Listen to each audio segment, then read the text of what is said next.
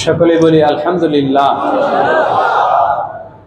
আল্লাহ জাল্লা জালালুহু আম্মা নওয়ালুহুর শাহী বারগাহে লাখো কোটি শুকর এবং সুজুদ আদায় করছি যে রব্বুল আলামিন মাহে মুহররমুল হারামের পর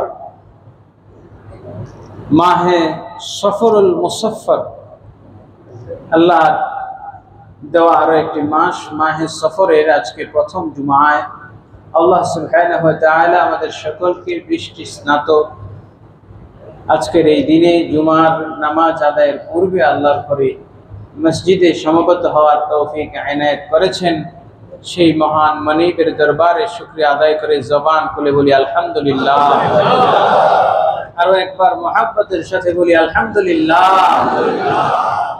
দরুদ ও সালাম পেশ করছি সৈয়দুস সাকালাইন নবিয়ুল হারামাইন ওসিলাতিনা ফিদ দারাইন, দো জাহানের কান্ডারি, দো জাহানের সাথী, বিপদে আপদে সুখে দুঃখে যিনি সব সময় উম্মতের সাথে আছেন, আমার আপনার নবী মুহাম্মদুর রাসূলুল্লাহ সাল্লাল্লাহু আলাইহি ওয়াসাল্লামের উপরে, যিনি আজ থেকে ১৫০০ বছর পূর্বে উম্মতকে এই জগতের সকল নেয়ামতগুলো বুঝিয়ে দিয়ে উম্মতের সমস্ত ভালো কাজের সাক্ষী এবং মন্দ কাজের সাক্ষী হিসেবে যিনি আজও রওজায়ে হায়াতুন নবী হিসেবে ঘুমে আছেন, সেই নবীর উপর দরুদ ও সালাম সকলে পড়ি সাল্লাল্লাহু আলাইহি ওয়াসাল্লাম।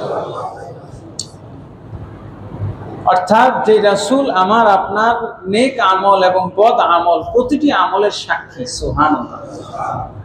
আমি আপনি যেই আমলগুলো করি না কেন প্রত্যেকটা আমলের দুইজন সাক্ষী, দুই কাঁধে আল্লাহ রেখেছেন। কিরামান কাতিবিন ইয়ালামুনা মা তাফআলুন, তোমরা যা কাজ করো, তোমরা যা আমল করো সকাল সন্ধ্যায় দিনে কিংবা রাতে প্রত্যেকটি কাজের সাক্ষী দুইজন ফেরেশতা আছে নাকি নাই? সঙ্গে সঙ্গে আল্লাহ আছে না নাই? কিন্তু আল্লাহ রাব্বুল আলামিন এই সমস্ত সাক্ষী সাথেও আরো একটি কথা বলেছেন, ওয়াশাহিদি ওয়া মাশহুদ, সাক্ষীরও কসম এবং যার ব্যাপারে সাক্ষী দেওয়া হবে তারও কসম বলি সুবহানাল্লাহ। আমার রাসূলও সাক্ষী। ইন্না আরসালনাকা শাহিদাও ওয়া মুবাশশিরাও ওয়া নাযীরা।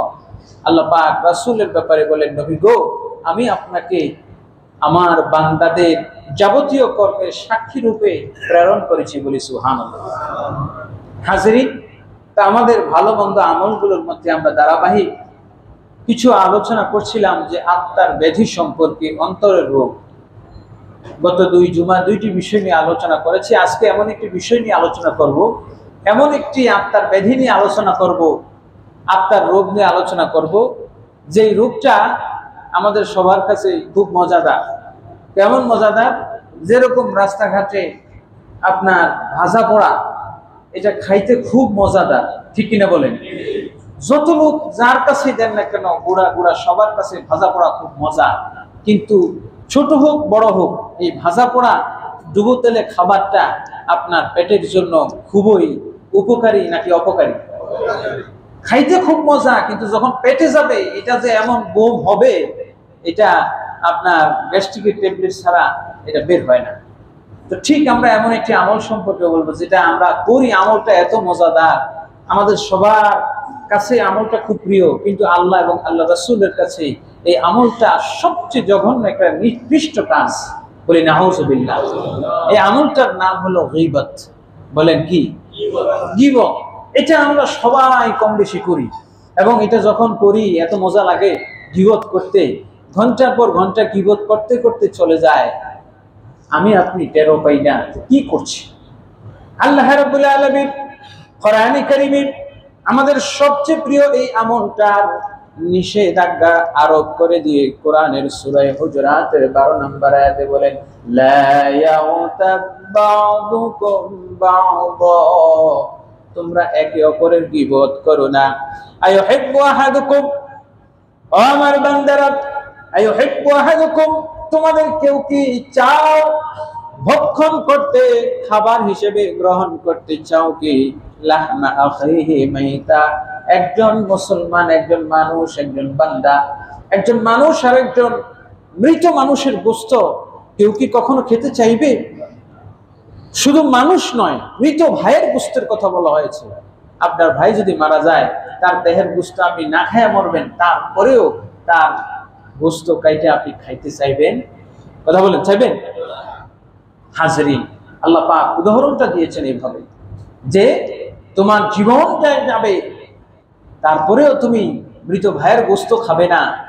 সুতরাং তুমি তোমার অপর দিনই ভাইয়ের গীবত করবে।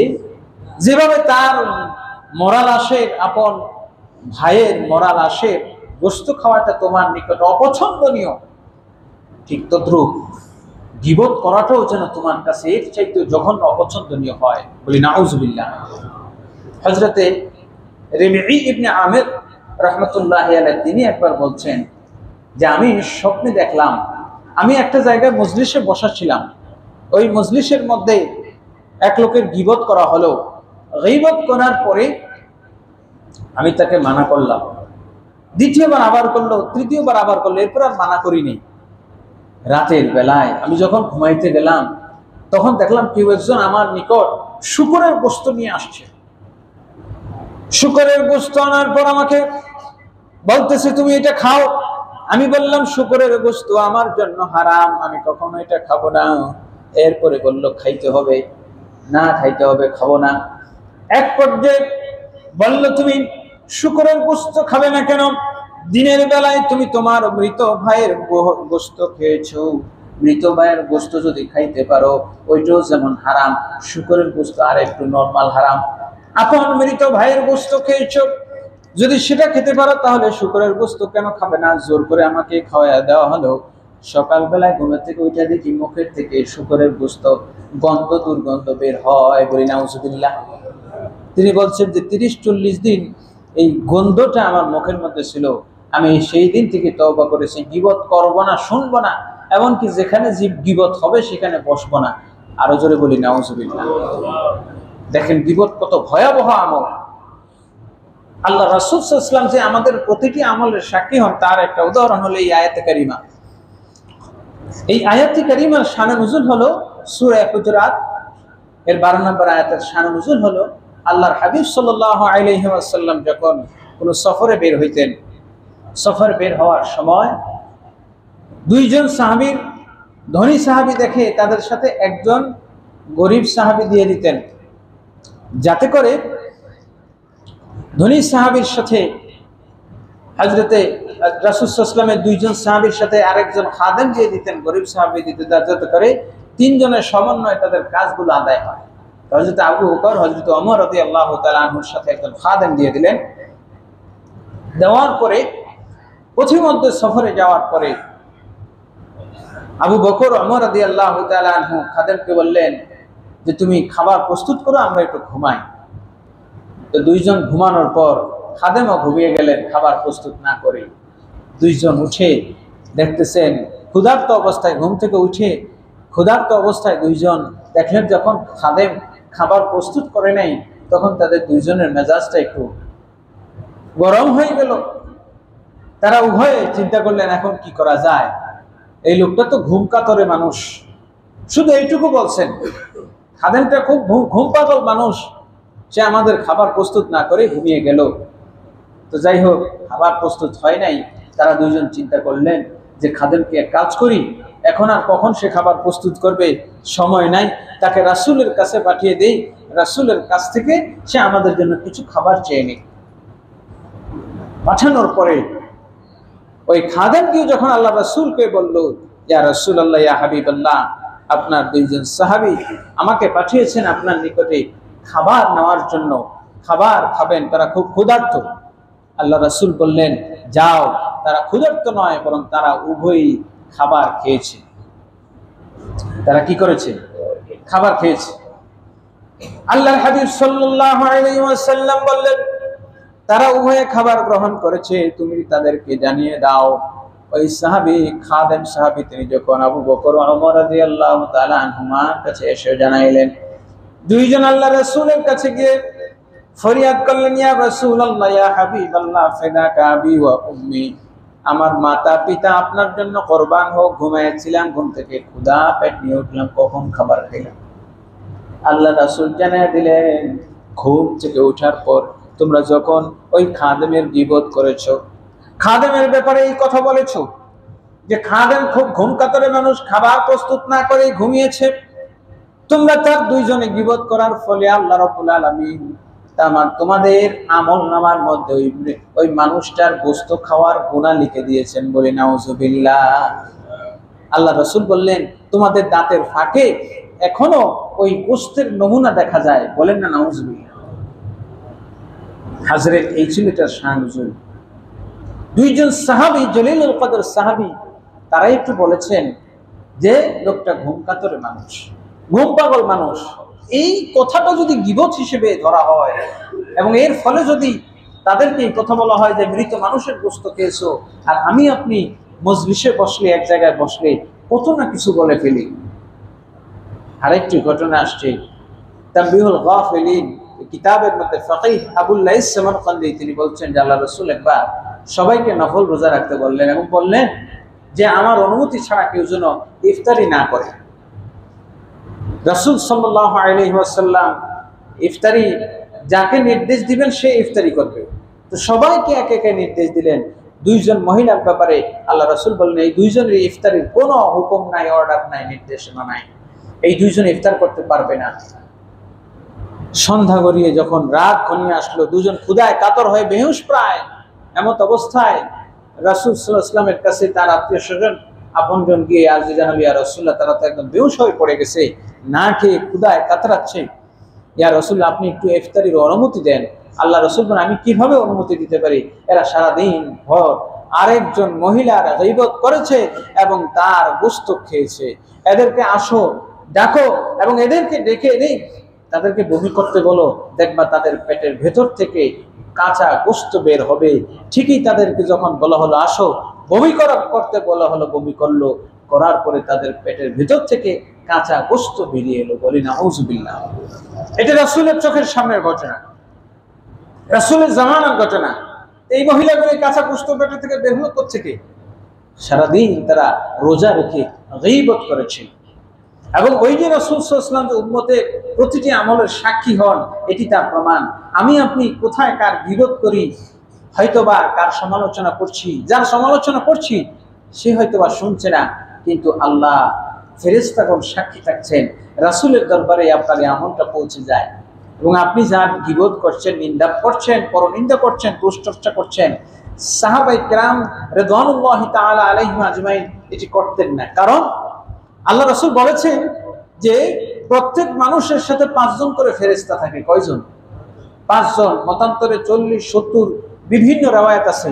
ন্যূনতম 5 জন ফেরেশতা অলওয়েজ থাকেন। তো আপনি যখন কারো গীবত করবেন, গীবত, পরনিন্দা, পরচর্চা করার পর ওই 5 জন ফেরেশতা একসাথে বলে যে তুমি যা তোমার ভাইয়ের জন্য যে গীবতটুকুন করেছো, আল্লাহ যেন তোমাকেও এই জিনিসটা দেয়। বলেন না নাউজুবিল্লাহ। আর আপনি যদি পিছনে আপনার কোনো দ্বীনী ভাইয়ের প্রশংসা করেন, তখন ওই 5 জন ফেরেশতা, 7 জন, 10 জন যত ফেরেশতা থাকেন, ওই সমস্ত ফেরেশতা মিলে আপনার প্রশংসা করতে থাকে। তুমি যেভাবে অনুপস্থিতিতে তোমার ভাইয়ের প্রশংসা করেছো, আল্লাহ পাক এভাবে যেন লোক মুখে তোমার প্রশংসা প্রসারিত করে দেয়। সুবহানাল্লাহ। হাজরিন, আপনি আমি যেটুকুন করব, যা করব, সেটাই আমার কাছে, আপনার কাছে এমনটুকুন ফিরে আসবে। নুসরাতুল মাজালিসের মধ্যে একটা ঘটনা আসছে, বনি ইসরাইল বা পূর্বের জামানার কোন একজন নবীর ঘটনা। ওই নবীকে রাতের বেলায় আল্লাহ রাব্বুল আলামিন তাকে নির্দেশ দিলেন, সকালবেলা ঘুম থেকে ওঠার পরে তুমি 5টা কাজ করবা। কয়টা কাজ? বড় আজীব কথা, 5টা কাজ করবা। কয়টা কাজ? 5টা কাজ করবা। এই 5টা কাজ করার হুকুম যখন তিনি দিলেন, আল্লাহ পাক তাকে দান করলেন ঘুম থেকে ওঠার পর প্রথম যে জিনিসটা দেখবা, ওই জিনিসটা তুমি খেয়ে ফেলবা। সুবহানাল্লাহ। ঘুম থেকে উঠে যেটা দেখবা ওইটা খাবা, 1 নাম্বার। 2 নাম্বার যে জিনিসটা দেখবা ওটা লুকিয়ে ফেলবা। কি করবা? লুকিয়ে ফেলবে। 3 নাম্বার যে জিনিসটা দেখবা ওইটাকে আশ্রয় দিবে। 4 নাম্বার যে জিনিসটা দেখবা ওইটাকে নৈরাশ করবে না, সে যা চাইবে অবশ্যই দিবে। 5 নাম্বার যে জিনিসটা দেখবা ওই জিনিসটা থেকে পলায়ন করবা, ওই জিনিসটার ধারে কাছে কখনো থাকবে না। কয়টা জিনিস? 5টা। বড় আজীব ঘটনা। নবী যখন ঘুম থেকে উঠলেন, উঠার পরে ঘুম থেকে প্রথমেই দেখলেন এক বিশাল পাহাড়। কি দেখলেন? প্রথমেই দেখছেন পাহাড়। তো প্রথম জিনিসটা দেখার পর হুকুম ছিল কি? খাওয়া। আচ্ছা বলেন তো, এই বিশাল পাহাড় আর হুকুম হইল খাওয়া, এখন মন মেজাজ মাথা ঠিক থাকে? ঠিক থাকবে না, এটাই স্বাভাবিক। যাই হোক, কিন্তু হুকুম যেহেতু আল্লাহ, পাঁচটা জিনিস, পাঁচটা কাজ করতে হবে, প্রথমটা দেখলেই খাইতে হবে। তিনি এবার হিম্মত করলেন যে যেহেতু আল্লাহর হুকুম, প্রথম যেটা দেখছি এটাই খাবো, খাইতেই হবে, কোনো উপায় নাই। সুতরাং এই পাহাড় যত বড়ই হোক না কেন, এটা আমি খাবো। যখন মনে মনে এই দৃঢ় সংকল্প করলেন, কাজতুল কলব করলেন, ইরাদা করলেন, তিনি মনে মনে ইরাদা করছেন, আর সঙ্গে সঙ্গে দেখতেছেন এই বিশাল পাহাড়টা আস্তে আস্তে ছোট হতে লাগলো। ছোট হইতে হইতে হইতে হইতে ছোট্ট একটা ডালিমের মতো হয়ে গেল। তিনি সঙ্গে সঙ্গে খপ করে নিলেন, আর এটা সুলে সুলে নিজে খেয়ে ফেললেন। সুবহানাল্লাহ। এবার সামনে আগাইতে লাগলেন। সামনে আগাইতে আগাইতে যখন তিনি সামনে গেলেন, যাওয়ার পরে তিনি দেখতে পেলেন সামনে বিশাল বড় একটা স্বর্ণের পাত্র। কিসের পাত্র? স্বর্ণের পাত্র। এখন স্বর্ণের পাত্রের হুকুমটা হলো কি? 2 নাম্বার যে জিনিসটা, এই জিনিসটা হুকুম হলো যে এটা দেখার সঙ্গে সঙ্গে এটা লুকিয়ে ফেলবে, গোপন করবে। আর আমরা হইলে যেহেতু পাইছি, এটারে টুকরা টুকরা করে ব্যাগের মধ্যে নিয়ে যাই, বাজারে নিয়ে আস্তে আস্তে ব্যাগ বিক্রি করবো, সারা জীবন এটা বিক্রি করে খাবো। যেহেতু নবীকে আল্লাহ হুকুম দিয়েছেন, দেখেন প্রথম হুকুম পাহাড় খাইতে হবে, পাহাড় খেয়ে ফেলছে কিনা? কারণ আল্লাহর হুকুম লঙ্ঘন করা যাবে না। তারে আল্লাহ পাক দ্বিতীয় নির্দেশনা দিয়েছেন, দ্বিতীয় যে বস্তুটা দেখবে এটা গোপন করবে। সেটা যত বড় কিছুই হোক না কেন, যত দামি কিছুই হোক না কেন। এবার তিনি মাটি খুঁড়লেন, মাটি খুঁড়ে সেই বিশাল স্বর্ণের পাত্রটুকুন মাটির মধ্যে লুকিয়ে ফেললেন। এবার সামনে হাঁটতেছেন, আবার দেখতেছেন ওটা সামনে পড়ে দিচ্ছে। এভাবে 2-3 বার পড়ার পরে সামনে আবারও তিনি এটা মাটির নিচে লুকিয়ে রাখলেন। তৃতীয়বার যখন রাখলেন, 3 বারের পর যখন দেখলেন যে এটা উপরে উঠে যায়, তখন এটার পরোয়া না করে তিনি সামনে আগাইতে লাগলেন। সুবহানাল্লাহ। দ্বিতীয় কাজ করলেন। এবার 3 নাম্বার নির্দেশনা হলো, তৃতীয় যে জিনিসটা দেখবা, ওই জিনিসটাকে তুমি আশ্রয় দিবা, ওই জিনিসটাকে আমানতের সাথে রাখবা, ওই জিনিসটার কখনো খেয়ানত করবে না। এবার হঠাৎ সামনে পড়লো ছোট্ট একটা পাখি, তার সামনে পড়লো। পাখিটা ডেকে বলতেছে, ওগো আল্লাহর নবী, আপনি আমাকে আশ্রয় দেন। কি দেন? আশ্রয় দেন। আশ্রয় দেওয়ার যখন প্রস্তাব করলো, তিনি বললেন যে হ্যাঁ, তৃতীয় বস্তুটির ব্যাপারে আমার নির্দেশ ছিল, এটা আমানত রাখা, একে আশ্রয় দেওয়া। তিনি আশ্রয় দিলেন, আমানত রাখলেন নিজের কাছে। চতুর্থ হঠাৎ করে এবার দূর থেকে চতুর্থ জিনিসটা এসে গেল। দূর থেকে দেখলেন 4 নাম্বার যে জিনিসটার হুকুম ছিল, তাকে নৈরাশ না করা, সে যা চায় তাকে দেওয়া। সুবহানাল্লাহ। কঠিন পরীক্ষা। চতুর্থ জিনিস ছিল একটা বাজ পাখি। বাজ পাখিটা দৌড়ে এসে বলতেছে যে আপনি আমার খাবারটাকে আশ্রয় দিয়েছেন, আমি পাখিটাকে তাড়া করছিলাম, এটা আমার শিকার ছিল, আপনি আমার শিকারটাকে আশ্রয় দিয়েছেন, গ্রহণ করেছেন, আমি খাবোটাকে। সুবহানাল্লাহ বলবেন না? এই কঠিন পরীক্ষা। 3 নাম্বার জিনিসটা আশ্রয় দিতে হবে, আবার 4 নাম্বার জিনিস যা চাই তা দিতে হবে। সুবহানাল্লাহ বলবেন না? এরকম কঠিন পরীক্ষার সম্মুখীন হলে আমরা খাতা কলম সব ফালা দেয়, ওরও পরীক্ষা দেওয়া লাগবে। আসলে কিছু পরীক্ষা দেয়, এবার দেখলেন না 6 লাখ ফেল। হাজিরিন, পরীক্ষা দেখলে অনেকে আবার ভয় পায় না। মুমিনের সারাটা জীবনই পরীক্ষা, এবং এই পরীক্ষায় মুমিন মোকাবেলা করবে দৃঢ়তার সাথে, কাসদুল কলব, ঈমান এবং ইয়াকিনের সাথে।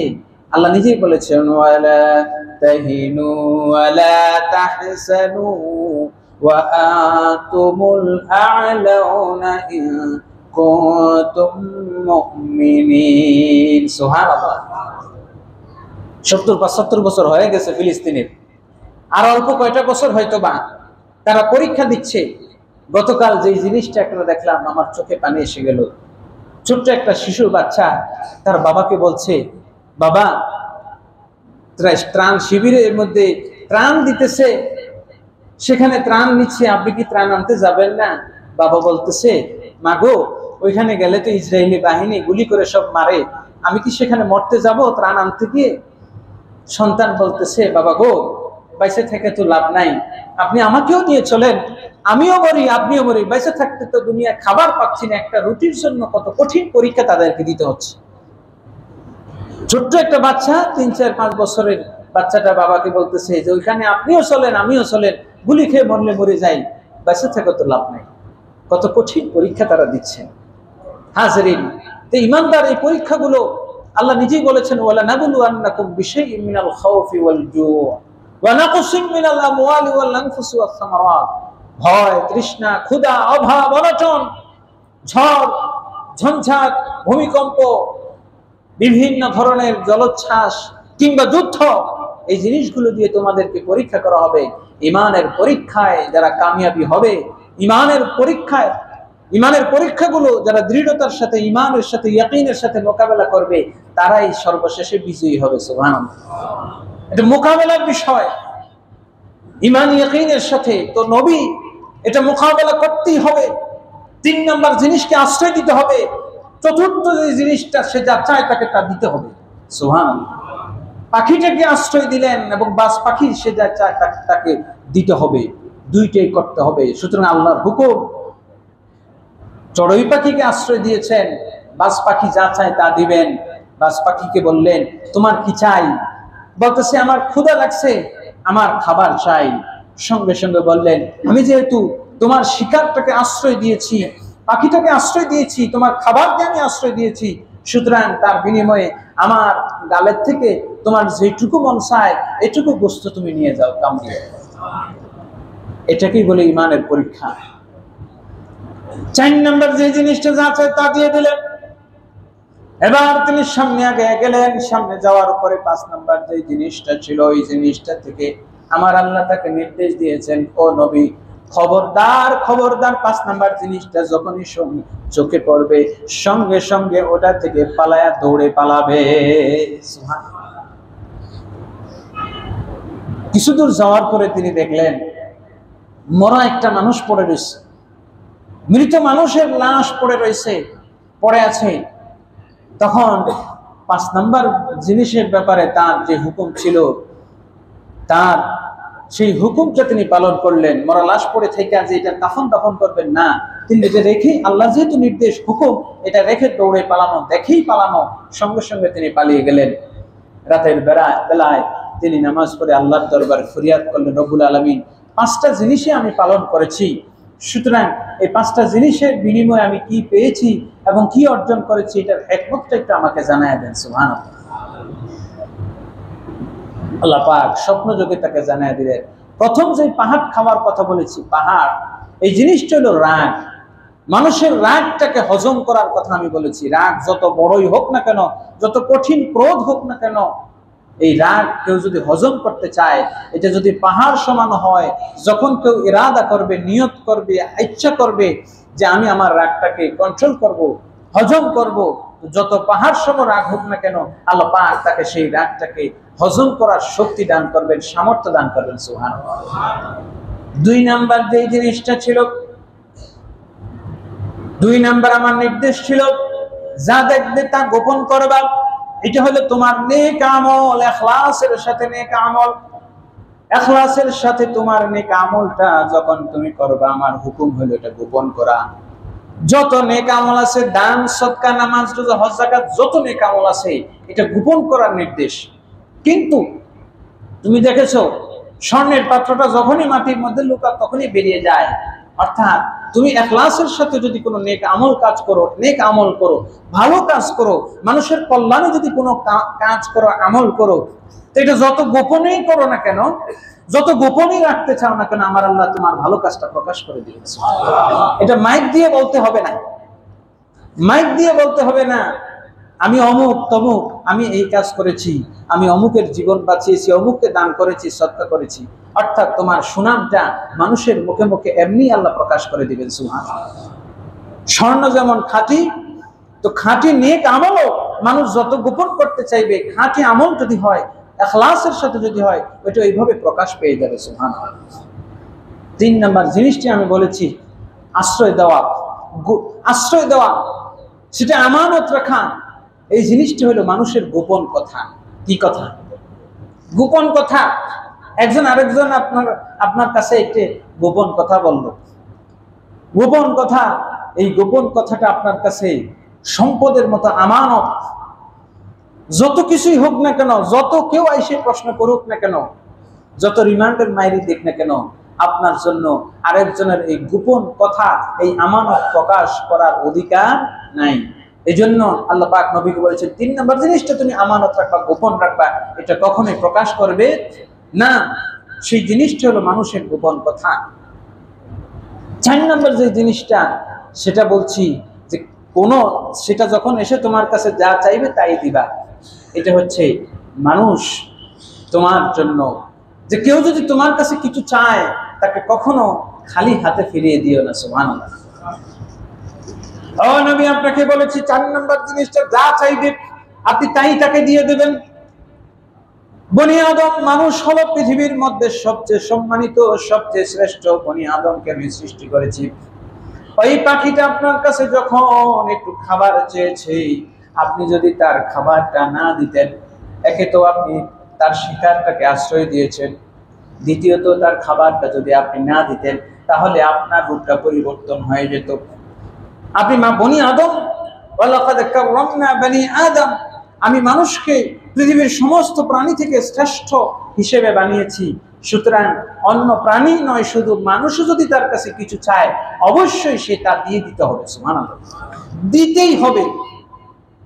অথচ আমরা অনেক সময় দেখা যায় কুকুর, বিড়াল কিংবা গৃহ অন্য প্রাণীগুলোকে, মানুষেরও তো খাবারে কষ্ট দেয়, মানুষকে তো কষ্ট দেয়। আজকে ফিলিস্তিনের মানুষগুলাকে কিভাবে খাবারে কষ্ট দেওয়া হচ্ছে। অথচ বাজ পাখির ব্যাপারে নবী কি বলছেন, যে আমার গালের গোস্তটুকুন খাও, কারণ আল্লাহ আমাকে বলছেন যা চাইবে তা দিতেই হবে। এটা আল্লাহর নির্দেশ, কারণ তোমাকে শ্রেষ্ঠ মানুষ হিসেবে বানিয়েছি। আর পৃথিবীর মানুষগুলো কত নরাধম, কত অধম। মানুষগুলো না খেয়ে বাচ্চাগুলোর চিত্র যখন দেখেন, আপনি যখন দেখবেন এক একটা বাচ্চা হাড্ডিসার হয়ে যাচ্ছে, প্যাম্পার্সের অভাবে পলিথিন পেঁচিয়ে রাখছে, এই দৃশ্যগুলো দেখলে একটা মানুষ কখনো ঠিক থাকতে পারে না। একটা প্রাণীর মধ্যে পর্যন্ত করুন মায়া আপনি দেখবেন। প্রাণীগুলো, কুকুর, বিড়ালগুলো মানুষের বাচ্চা যদি ডাস্টবিনে দেখে, মাঝে মধ্যে দেখা যায় পত্রিকায় যে কুকুর ডাস্টবিনে একটা মানুষের বাচ্চা দেখলো, যে নারীটা অবৈধভাবে সন্তান গর্ভে ধারণ করেছে, লোক লজ্জার ভয়ে সেই সন্তানটাকে ডাস্টবিনে ফেলে রেখেছে। মানুষের কাছে মানুষের মর্যাদা না থাকতে পারে, একটা কুকুর ডাস্টবিনের মধ্যে সেই সদ্য নবজাতক শিশুটাকে নিজের জিহ্বা দিয়ে চেটে চেটে পরিষ্কার করে মাছিকে তাড়িয়ে দেয়। এই দৃশ্য আমরা সমাজে দেখি কিনা? মানুষের কাছে মানুষের মর্যাদা নাই, কিন্তু একটা কুকুরের কাছে মানুষের মর্যাদা অনেক বেশি। সুবহানাল্লাহ। হাজরিন, দরুদ শরীফ পড়ুন। তো চার নম্বর যে জিনিসটার কথা আল্লাহ বলছেন, যা চাইবে তা দিয়ে দিবে, এটা মানুষকে বলেছেন। অর্থাৎ তোমার কাছে যে যা চাইবে, একজন ভিক্ষুক যদি তোমার কাছে চায়, আমরা অনেক সময় দেই না, মনে করি সে বড় লোক। না, আপনার সামর্থ্য থাকলে 2, 4, 5, 10 টাকা অবশ্যই দিবেন, কারণ আপনাকে দেওয়ার মতো সেই পর্যায়ে আল্লাহ এখনো রেখেছেন। আর ওই মানুষটাকে নেওয়ার মতো হাত পাতার পর্যায়ে নিয়েছেন। এর দ্বারাও কি আপনার হুঁশ হয় না যে আপনাকে এখনো আল্লাহ সম্মানিত রেখেছেন? সুবহানাল্লাহ বলবেন না? হাজিরিন, এরপরে সর্বশেষ পঞ্চম যে বিষয়টি আল্লাহ বলেছেন, 5 নম্বরে বলছেন, যখন এই জিনিসটা দেখবা সঙ্গে সঙ্গে দৌড়ে পালাবা। এই জিনিসটার নাম হলো, আল্লাহ জানায় দিলেন, গীবত। ওই যে মরা লাশটা দেখলাম, এটা হচ্ছে তোমার ভাই। তুমি যেন তার মৃত লাশটা দেখে তাকে খাওয়ার জন্য কখনোই অগ্রসর হবে না, হাত বাড়াবে না, বরং তুমি মৃত্যুবরণ করবে, তারপরেও মৃত ভাইয়ের গোশত খাবে না। ঠিক তেমনি ভাবে তুমি তোমার জীবন দিতে পারো, কিন্তু মৃত ভাইয়ের গোশত যেভাবে অপছন্দ করো, তেমনি ভাবে গীবতটাকে সেভাবে অপছন্দ করো। বলি নাউজুবিল্লাহ। কিন্তু আমাদের কাছে এই গীবতটাই একেবারে হরিণের গোশতর চেয়েও খুব মজাদার। গীবত যখন করি এত মজা লাগে যে আমরা বুঝিও না যে কি করতেছি। হাজরিন, এই গীবত করা যে কত জঘন্য। যখন আপনার দেখবেন যখন চুলকানি উঠে, ওই যে চুলকানি যারা মলম বিক্রি করে তারা বলে যে হায় রে চুলকানি কি মজা। চুলকানির সময় তো খুব চুলকাইতে পারেন, এক পর্যায়ে দেখেন আপনার নখের আসর গিয়ে লাগে, এরপরে কিন্তু পানি লাগলেও চলে। কথা বলেন ঠিক কিনা? গীবতটা হলো এরকম চুলকানির মতো, খুব মজা লাগবে, যখন পরে পানি লাগাইতে যাবেন তখন জ্বলবে। আল্লাহ পাক গীবতকারীদের ব্যাপারে রাসূল, মুসলিম শরীফের হাদিস, আল্লাহ রাসূল বলতেছেন মুসনাদ আহমদের মধ্যে হযরত আনাস ইবনে মালিক রাদিয়াল্লাহু তাআলা আনহু থেকে, যারা গীবত করছে তারা কি করবে? কালকে কিয়ামতের ময়দানে লাহুম আসফারুম মিন মুহাস, আল্লাহ পাক তাদেরকে লোহার, তামার, পিতলের নখ দিয়ে দিবেন এবং ইয়াখমুশুনা ওয়ুজুহাহুম, এই নখ দিয়ে নিজেদের চেহারায়, এই তামার নখ দিয়ে নিজেরা নিজেদের চেহারায় আছড়াবে। বলি না নাউজুবিল্লাহ। কত জঘন্য কাজ! এই শাস্তিটা নবীজি মেরাজের রজনীতে দেখেছেন। এরপরে আল্লাহ রাসূল প্রশ্ন করেছেন মান হুম ইয়া জিবরিল, এই মানুষগুলো নিজেদের নখ দিয়ে নিজেদের চেহারা আছড়াচ্ছে, নিজেদের চেহারা খামচাইতেছে, এই মানুষগুলো কারা? জিবরিল আমিন জবাব দিলেন ওয়াহুম ইয়াগতাবুনা আখিহিম, এই মানুষগুলো যখন কোনো মজলিসে বসতো তখন অপর ভাইয়ের গীবত করত। ইয়া রাসূলুল্লাহ, আজকে দেখেন গীবতকারীদের কি করুণ পরিণতি। তারা একজন আর নিজেরাই নিজেদের চেহারাগুলো নিজেদের নখ দিয়ে খামচাচ্ছে। সুতরাং গীবতকারীর পরিণতি হবে এরকম। আমার আল্লাহর হাবিব সাল্লাল্লাহু আলাইহি ওয়াসাল্লাম অপর হাদিসে মুসনাদে দাইলামির মধ্যে বলছেন আল গীবাতু আশাদ্দু মিনাজ জিনা, গীবত জিনার চাইতে জঘন্য। একজন গীবতকারী এত জঘন্য, আমার আল্লাহ কোরআনে পাকে এই গীবতকারীদের ব্যাপারে একটা সূরা নাযিল করেছেন। সূরাটার নাম হলো সূরা হুমাযা। কি নাম বলেন? বলেন না। আল্লাহ রাব্বুল আলামিন বলেন ওয়াইলুল লিকুল্লি হুমাযাতিন লুমাযাতিনিল্লাযী জামা'a মালাহু ওয়া আদ্দাদা ইয়াহসাবু আন্না মালাহু আখলাদা কাল্লা লা ينبذن في الحطمة وما أدراك ما الحطمة نار الله الموقدة التي تطلع على الأفئدة। হুতামার মধ্যে তাদেরকে ফেলা হবে। হুতামা কি? যে এমন আগুন যেটা তার কলব পর্যন্ত, অন্তর পর্যন্ত জ্বালিয়ে দিবে। গীবত এমন আগুন, আপনি আরেকজনের গীবত করতেছেন, তার ক্ষতি হবে না, বরং ক্ষতিটা আপনারই হবে। কার হবে? আপনারই হবে। ছোট্ট একটা ঘটনা বলে আর একটা ঘটনা বলে শেষ করব। দুইটা ঘটনা নুসরাতুল মাজালিসের মধ্যে আসছে। এক লোক খুব গীবত করে। তো একজন মন্ত্রী, খুব ভালো মন্ত্রী, রাজা বাদশার খুব প্রিয় মন্ত্রী হঠাৎ করে বাসায় কাঁচা পেঁয়াজ দিয়ে সকালবেলায় পান্তা ভাত খাইছে। পান্তা ভাতটা নাও তো অন্য যে কোনো জিনিস খাইছে, ধরেন পেঁয়াজ। আমরা তো মাঝে মধ্যে অনেক সময় ক্ষুধা বা ঘরের মধ্যে তরকারি না থাকলে সকালবেলা পান্তা ভাত মাঝে মধ্যে খাবেন পেঁয়াজ দিয়ে, আবার দাঁতটা ভালো করে ব্রাশ করবেন। তো পেঁয়াজ দিয়ে খাইলে পেঁয়াজের গন্ধ সাধারণত থাকে। তো রাজা বাদশাহ পেঁয়াজ খেয়ে আসছেন, কাঁচা পেঁয়াজ খাওয়ার পরে বাদশার দরবারে আসছেন। যখন বাদশার সাথে কথা বলতে গেছে তখন মুখে হাত দিয়ে কথা বলতেছে, এটা কার্টেসি। তো তিনি যখন বাদশার সঙ্গে কথা বলতে গেলেন, কথা বলার সময় মুখে হাত দিয়েছেন। তারপর ওই যে গীবত যে করে, সমালোচনা, যে মানুষগুলো খালি সুযোগ পাইলে আরেকজনের সমালোচনা করে, হাজিরিন গীবত করে। তো গীবতকারী একটা সুযোগ পাইল। কি পাইল? সুযোগ পেল যে বাদশার সাথে কথা বলার সময় সোজা হয়ে কথা বলার নিয়ম, মুখে হাত দিয়ে কথা বলছে, তার মানে বাদশাকে অবজ্ঞা করছে। বাদশার কানে গিয়ে লাগায় দিল। বাদশা নামদার, আপনি যে মন্ত্রীকে এত মহব্বত করেন, এত ভালোবাসেন, এই মন্ত্রী তো আসলে আপনাকে পছন্দ করে না। কেমনে বুঝলেন? কিভাবে বুঝলেন? বলতেছে আপনার সাথে যখন কথা বলছে আজকে দেখছেন সে মুখে হাত দিছে, তার মানে সে আপনার চেহারাও দেখতে চায় না। কথা বুঝতে পারছেন? ব্যাখ্যা কোনখানে লাগাইছে? সে তো আসলে কারণটা জানে না। তার উদ্দেশ্য হলো ভুলভাল ব্যাখ্যা দিয়ে বাদশার কাছে তাকে অপছন্দনীয় করা, গীবত করা। বাদশা বললেন তো ঠিকই তো, আজকে তো এই কাজটা করছে। তিনি এবার চিন্তা করলেন কালকে যখন আসবে সকাল সকাল দেখাবো, দেখাইয়া তাকে মৃত্যুদণ্ড দিয়ে দিব। ওই লোক যখন তা গীবত করলো মন্ত্রীর বিরুদ্ধে, এরপরে দেখতেছে তামাশা কি হয়। হঠাৎ সকালবেলা পরের দিন পরিণতি হবে, বাদশা নামদার তার রাজদরবারে উঠেই ওই মন্ত্রীকে খবর পাঠালেন তাড়াতাড়ি আসতে বলো। আসার পরে বাদশাহ ফরমান লেখে মন্ত্রী বললেন, যাও এটা নিয়ে কোতোয়ালের কাছে যাবা। তো ওই লোক তো দেখতেছে যে গীবত করেছে, সে দেখতেছে ঘটনাটা কি ঘটে। হাজিরিন, ওই যে কোরআনে আল্লাহ পাক বলছেন ওয়াইলুল লিকুল্লি হুমাযাতিল লুমাযার ব্যাখ্যা হবে এটা, যে যারা সম্মুখে পশ্চাতে মানুষের নিন্দা করে। হুমাযা এবং লুমাযা দুই ধরনের ব্যক্তি, দুইজনের জন্যই একই কথা বলছেন আল্লাহ, ওয়াইলুল লিকুল্লি হুমাযাতিল লুমাযা। হুমাযা হলো যে পেছনে নিন্দা করে, আর লুমাযা হলো যে সামনে নিন্দা করে। দুইজনের একই পরিণতি। পিছনের নিন্দার পরিণতি এটা বলছি, আর সামনের নিন্দা পরিণতি আর একটা ঘটনা বলবো। হুমাজার ঘটনা হলো এই মন্ত্রীর সাথে যে লোকটা করলো, ওই হুমাজা লোকটা লুকায় লুকায় দেখতেছে যে ঘটনা কি ঘটে। এখন বাদশাহ যখন ফরমান রেখে দিল নিজ হাতে, তখন এই লোকটা চিন্তা করতেছে, আরে গীবত করলাম, তার যাতে শাস্তি হয়। এখন দেখতেছি না জানি পুরস্কারই পাওয়া যায়, কারণ বাদশার নিয়ম হইল বাদশাহ যদি কাউকে শাস্তি দেয়, এই শাস্তির ফরমানটা আরেকজন দিয়ে লেখায়, কিন্তু যখন পুরস্কার দেয় পুরস্কারের ফরমানটা নিজে লেখে। কথা বুঝতে পারছেন? ও তো হুমাজা যে পরনিন্দাকারী, যে সে লুকায় দেখতেছে, যেহেতু বাদশাহ নিজ হাতে লিখছেন সুতরাং কোনো পুরস্কার হয়ে যাবে, সুতরাং তাকে তো পুরস্কার পাইতে দেওয়া যাবে না মন্ত্রীরে।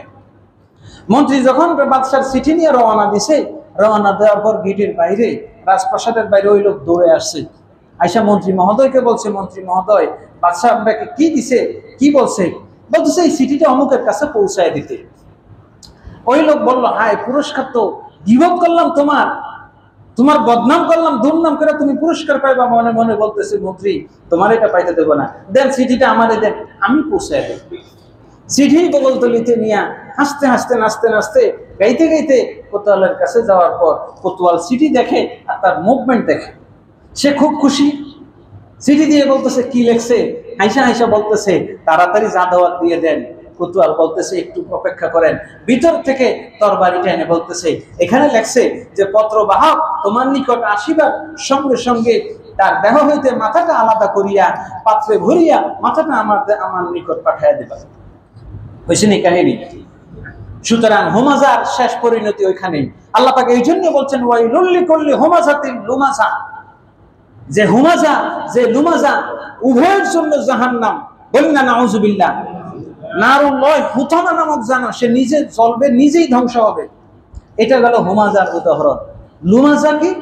লুমাজার উদাহরণ হইল নুসরাতুল মাজালিসের মধ্যে আসছে যে সামনে পিছনে সব জায়গায় নিন্দা করে। কি নিন্দা? এক লোকের একটা গোলাম ছিল, গোলামটার একটা বদ অভ্যাস, এই যে গীবত যারা সমাজে করে দেখবেন, আপনার কাছে মনে করতেছেন একজনে আইসা খুব আপনার এক কাপ চা খাওয়ার জন্য আরেকজনের নামে খুব বদনাম করতেছে। আপনি মনে রাখবেন, উনি আপনার কাছে এক কাপ রং চা খাওয়ার জন্য আরেকজনের 10 মিনিট যদি বদনাম করে, তো ওনার কাছে গিয়া কফি খাওয়ার জন্য আপনার বদনাম 20 মিনিট করবে। কথা কোন ঠিক কিনা? সুতরাং এই বদনামের শোনারও দরকার নাই। এই গীবত যেখানে শুনবো আমরা বন্ধ করে দেবো। তো জঘন্য কাজ। গৌতম বুদ্ধ বিধর্মী, অমুসলিম, কাফের, তার একটা ঘটনা আমরা অনেকেই জানি। তার কাছে তার এক শিষ্যের দুর্নাম আরেকজন আইসা বলতেছে গুরুজি আপনার শিষ্যের একটা অপরাধ আপনার কাছে বলতে চাই। তিনি শোনার আগে বললেন 3টা প্রশ্ন করব, 3টা প্রশ্নের উত্তর যদি দিতে পারো তাইলে শুনবো না। কি প্রশ্ন? প্রথম যেই ঘটনাটা আমার শিষ্যের দুর্নামটা, বদনাম, অপরাধের কথা বলবো, এটা তুমি দেখছো নিজ চোখে? না, দেখি নাই, ফেল। 2 নাম্বার, এতে তুমি যদি তার বদনাম আমার কাছে বলো, এতে তোমার কোনো লাভ আছে, উপকার আছে, স্বার্থ আছে? নাই। আচ্ছা, 3 নাম্বার প্রশ্ন, তুমি যার দুর্নাম করবা আমার কাছে বিচার দিবা, দুর্নাম করলে আমার কোনো লাভ আছে নি? বলতেছে আপনারও কোনো লাভ নেই।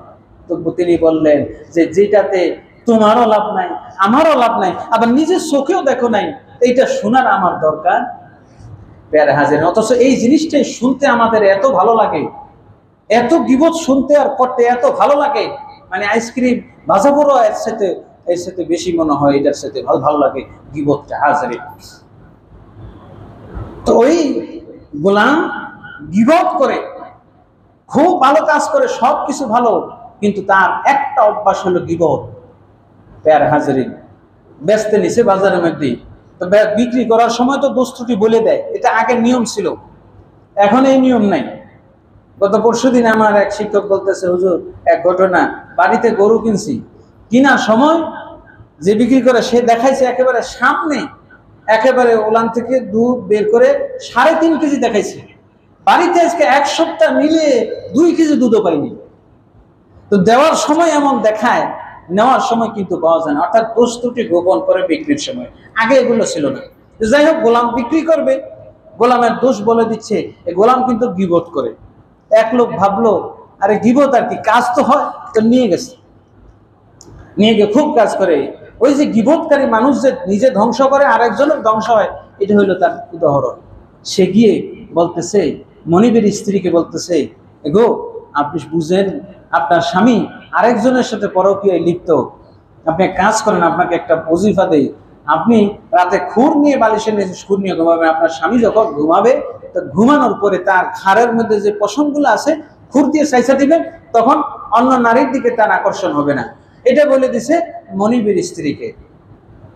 এটা বলার পরে ওই মহিলা তো খুর নিয়ে বিছানায় গেছে, বালিশের নিচে খুর রাখছে।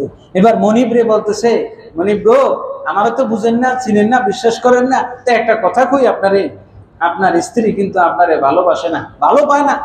কেমনে বুঝলাম? আজকে যখন ঘুমাইতে যাবেন, আপনি দেখবেন সে আপনারে মারার জন্য, গলা জবাই করার জন্য সে কিন্তু বালিশের মধ্যে একটা খুর রেখে দিচ্ছে। কি রাখছে? খুর রেখে দিছে। হাজরিন, গীবতকারী মানুষগুলো যে বলছি, আপনার কাছে গীবত করে, আরেকজনের কাছে গীবত করে, 2 জায়গা করে 2 জন ধ্বংস করে, সে নিজে ধ্বংস হয়।